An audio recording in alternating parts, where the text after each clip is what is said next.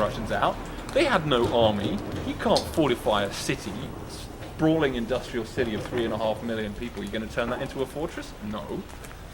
And if you want to know what was really going on in Berlin, there's a soldier's memoirs that I was flicking through recently, and he talks about how he was driving through Berlin in 1945, and he saw a friend of his standing by the side of the road.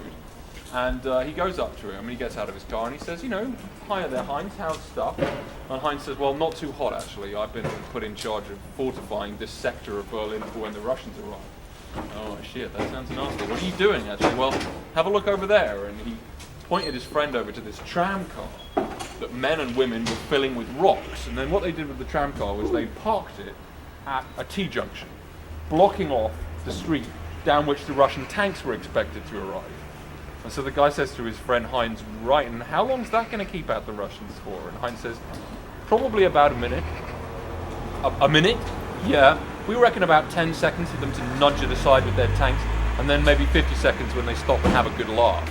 The Russians, when they came in this city, they were going to kick the and they really did. I mean, it goes right up to the windows here. And look at that side. I mean, that actually got everything shot off it, frankly. So there was just this huge firefight between these two houses right in the middle of this municipal street. And I think it looks like that one's pretty bad, but I think the Germans were in that one. It's that the last one that's been so badly wrecked that even the front's been torn off on it. Is the building just a residential building? Yeah, it's a residential building.